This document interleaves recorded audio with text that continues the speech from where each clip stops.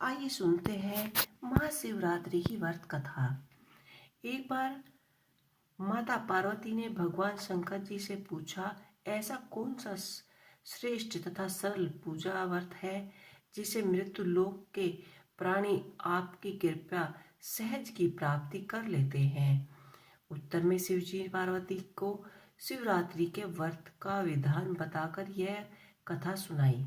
एक गांव में एक शिकारी रहता था। पशुओं की हत्या करके वह अपने कुटुंब को पालता था। वह एक साहूकार का ऋणी था, लेकिन उसका ऋण समय पर न चुका सका। क्रोधवश साहूकार ने शिकारी को शिव मठ में बंदी बना लिया। संयोग से उस दिन महाशिवरात्रि थी।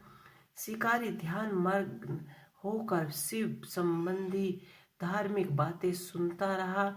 चतुर्दशी को उसने शिवरात्रि की कथा भी सुनी। संध्या होते ही साहूकार ने उसे अपने पास बुलाया और ऋण चुकाने के लिए विषय में बताया। शिकारी अगले दिन सारा ऋण लौटा देने का वरदान देकर बंधन से छूट गया। लेकिन अपने दिनचर्या की भांति वह जंगल में शिकार के लिए निकला, लेकिन दिन भर बंदी गृह में रहने के कारण भूख प्यास से व्याकुल था। शिकारी के लिए वह एक तालाब के किनारे बेल वृक्ष पर पड़ाव बनाने लगा। बेल वृक्ष के नीचे शिवलिंग था जो बेल पत्रों से ढका हुआ था। शिव जी को अपना शिकारी को यह पता भी नहीं था कि पड़ाव बनाते समय उसने जो टहनियां तोड़ी वे संयोगवश से शिवलिंग पर जा गिरी। इस प्रकार दिन भर भूखा प्यासा शिकारी का व्रत भी हो गया और शिवलिंग से बेलपत्र भी चढ़ गए। एक पहर रात्रि बीत जाने के पर एक गंभीर मृगी तालाब पर पानी पीने के लिए आई। शिकारी ने धनुष पर तीर चढ़ाकर जो ही तमंचा खींचा तो मृगी बोली कि मैं गृहिणी हूँ, शीघ्र ही प्रसव करने वाली हूँ। तुम एक साथ दो जीवों की हत्या नहीं कर सकते, जो ठीक नहीं है। मैं अपने बच्चे को जन्म देकर शीघ्र ही तुम्हारे पास आ जाऊंगी, तब तक मुझे छोड़ दो। शिकारी ने तमंचा ढीला कर दिया और मृगी को झाड़ियों में लुप्त होने दिया। कुछ ही देर बाद जब एक मृगी उधर से निकली तो शिकारी की प्रसन्नता का कोई ठिकाना न रहा। समीप आने पर उसने धनुष पर बाण चढ़ाया और उसे देखकर मृगी ने विनम्रतापूर्वक विनती की कि हे अपराधी, मैं थोड़ी देर पहले ही ऋषि से निवृत्त हुई हूँ, कामतुर वराहिणी हूँ, अपने प्रिय की खोज में भटक रही हूँ। मैं अपने पति से मिलकर शीघ्र ही तुम्हारे पास आ जाऊंगी। शिकारी ने उसे भी जाने दिया। 2 बार शिकार खोकर उसका माथा ठनक गया। वह चिंता में पड़ गया। रात्रि का आखिरी पहर बीत रहा था। तभी एक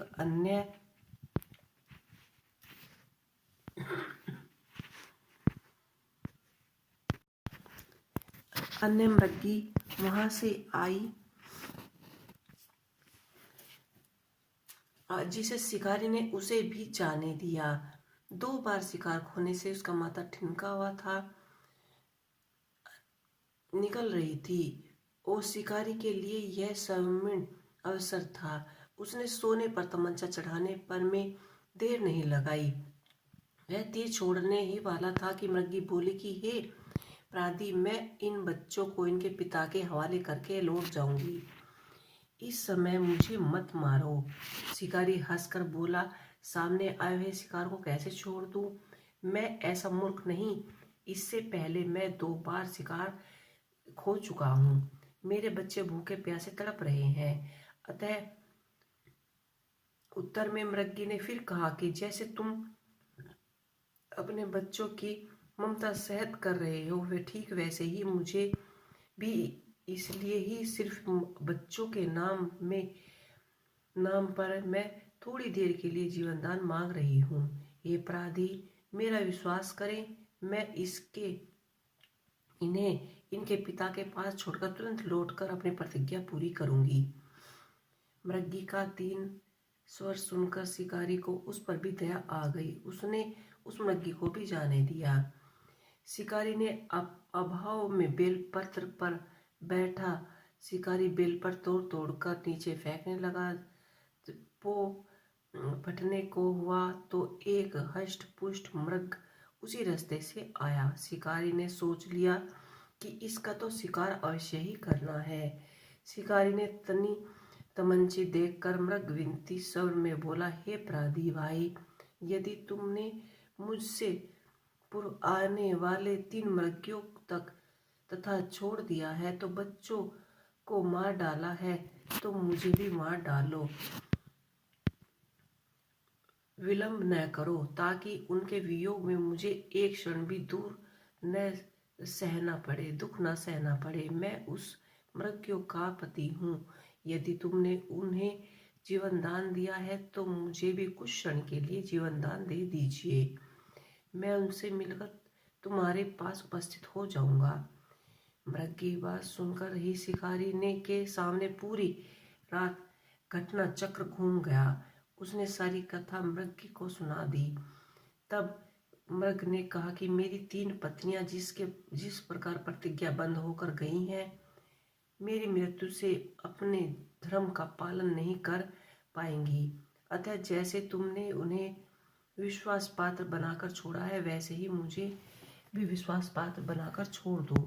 मैं उपस्थित होता हूँ।